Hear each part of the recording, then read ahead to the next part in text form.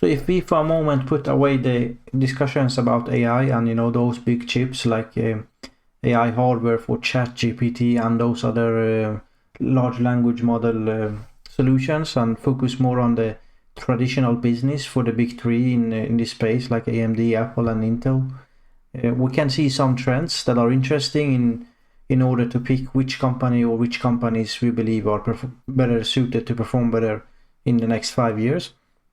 With that comes also the simple fact that Nvidia's market share is much larger now the other two.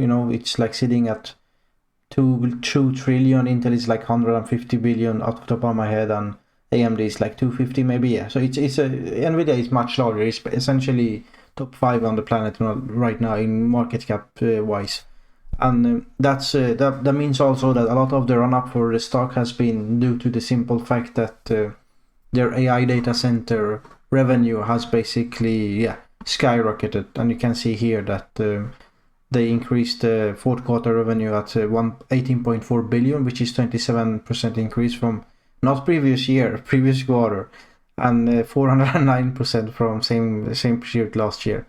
And it's quite insane. And for full year, it's 270% increase to almost 50 billion just for data center.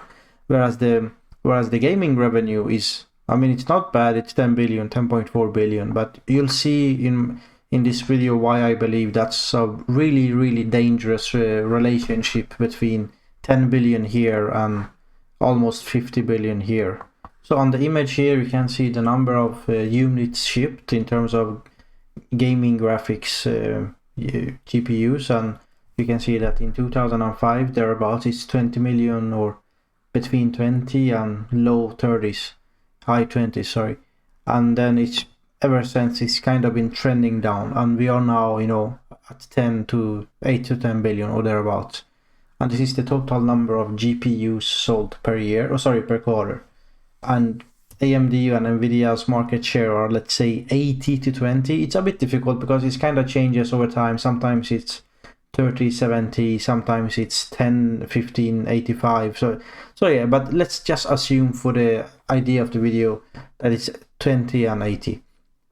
And the interesting part here as well that, that all these millions shipped are not the same chip. So, some of them are lower end cards like 450, 250, $300. Some are the mid end for like, let's say between 300 to 700. And some of them are obviously the high end like the RTX 4090 at 1500. And also in the previous generation, so you can go to like Q2 21, the RTX 3090, so the one generation before this one, you could even see prices well above $2,000 for Nvidia. And AMD 6900 XT could go for $1,1200 US dollar. So yeah, the prices has kind of come down ever since the demand also has kind of gone down. So this generation is not as expensive compared to the insane prices of last generation. But still, you can see that, whereas you can buy a 4090 now, which is the highest end right now, for like $1,500 US dollar. If you go back to 2017, 16, just on the top of my head, like the most expensive cards used to be at $1,100 US dollar. So like even like 900 or something thereabouts, especially if you go back to 2014. I'm sure there's a kind of inflation going on, but still not as much as, going from 900 to 2,000 US dollars. So what we'll see here that the traditional Nvidia business, which is, the GPU side, is under threat on the longest of the trends. It's a 2-decade long history and story, to be honest. And whereas AMD is not as, affected by this because they are also, engaging in the CPU market, which is their lion's share of their revenue. But Nvidia traditionally, since their, I think, invention in like 1993, I think they are like, for the most of the time, has been only been selling GPUs. You can see the trend, but why is it going actually down? So the interesting part is that also that if you go back to 2005, the world population is probably increasing by 1.5 to 2 billion. So despite a 2 billion increase in population globally, the number of these chips sold are drastically going down. So it's essentially not only is it that less people are buying these chips, but it's also less like if you would have like 1 out of 100 who would have bought these chips way back in 2005, maybe now it's 1 out of 300-400. I'm just taking those numbers, but the important is the relationship that, you know, the population increased, but the number of chips sold is decreasing by quite a clear margin. So if a company is like exposed to this, that's obviously Nvidia for the gaming segment, which is 10 billion of revenue right now last year. Sure, now they have the data center obviously, and that's gonna definitely carry the company for the following, let's say, upcoming 2-3 years. But the question that should be asked, you know, what happens if this revenue basis is attacked from the competitors that are AMD, Intel, and also the likes of Facebook and Amazon and Google and Microsoft? They are not gonna pay Nvidia, you know, this kind of prices for them to have this kind of insane margins. At some point you're gonna see competition attacking Nvidia's business. So I don't think it's realistic to believe that they're gonna show this kind of, you know, 30% increase quarter-on-quarter, 400% year-on-year, and, you know, going from 47 billion to like, I don't know, like 200 billion. So that's not gonna happen in my opinion. And or if it happens, it's gonna be like, you know, very soon after that, the market is gonna pop. So I believe there's some kind of hype there. So then then you understand that it's much more important to consider this market, you know, 10 billion of revenue from gaming. And going forward, so I believe that market is partly under attack because those people who are buying the lower end, you know, the low end and mid end GPUs, which you see most likely should be the lion's share, like 70%, 80% of people who buy these kind of products are buying below $500 most likely. So the high end is, let's say for the argument's sake, 20% of these numbers are for the high end. The rest 70-80% is for the low end, below, let's say, $500. And that's really interesting, because what kind of products are they, and what kind of threat are those products at that kind of price range facing? And to do that, we're gonna look at this thing called APUs, which is essentially a graphics compute tile and CPU tile, and also an IO die. So this is an example of one of those. Like, you know, this is an APU, AMD APU, although this is not the most typical product. I'll explain later in the video. But essentially you have, like, you know, IO die, and then you have a GPU tile, and then you have a CPU tile. Or this could also be, you know, the GPU and the CPU could be together. Anyways, it's just just a different kind of packaging all these different chips together. But this kind of solutions is also what we see from Apple with their M series lineup. So the Apple M3, M3 Pro that you find in their MacBook Air, MacBook Pros, which most people are very satisfied with. These are not the biggest of the chips. For example, the M3 especially, or the M1, M2, and M3. So they're not the Pro or Max lineup. They are quite small chips, 25 billion transistors, which is, if you compare it to AMD's lineup, bear in mind that M3 was launched last year, so you can see that 2023, what did AMD offer? Yeah, they offered like Phoenix with 25 billion transistors and 178 millimeter square. Slightly older process node than the chip that Apple, because they are using N3B, so it's a bit updated version of N4, but it's essentially the same number of transistors in same ballpark. It's slightly smaller, so it's a bit more dense than AMD's version, but yeah, it's 8 cores and fairly similar GPU performance.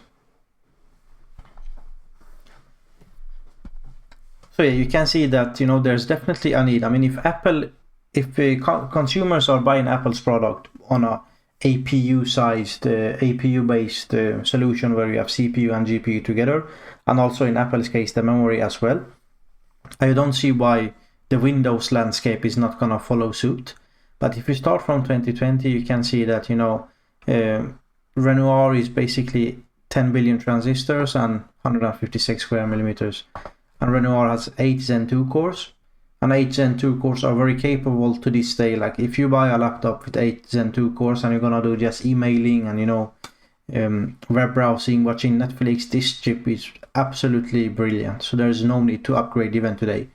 And then next year in 2021, they updated the. So as you see, the Cezanne is 8 Zen 3 cores, but the difference is that not only did they update the CPU cores, but they also like increased the clock speed on the GPU. But obviously the biggest one is on the CPU for this generation. And both are on the N7, same number of transistors. In 2022, then we got Rembrandt. They updated the CPU cores. So you see, kind of here, the evolution from this one to this one is update the CPU, but not the GPU. But they only increased the GPU clock speed.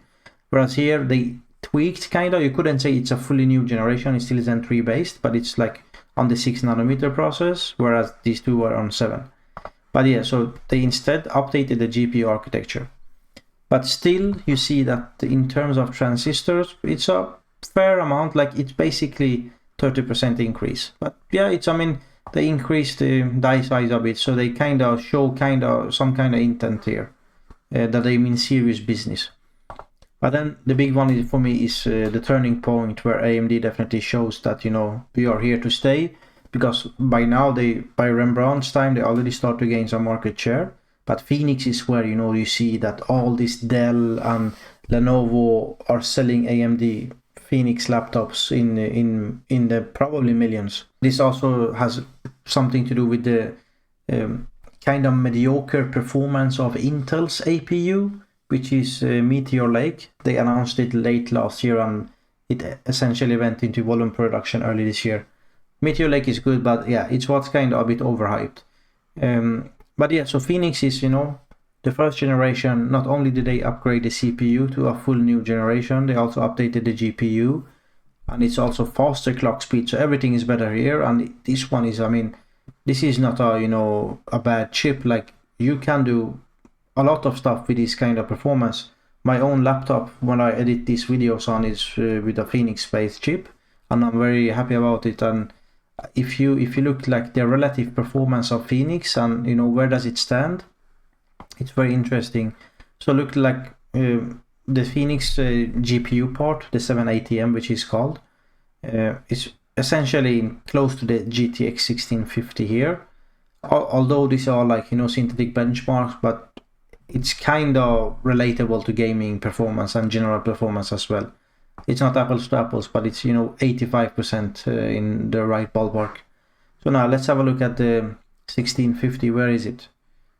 Well, we have the 1660 there and 1650 there. So the Phoenix I would say let's say it's just below 1650 in this Assassin's Creed Valhalla. How many frames? Basically the gaming performance.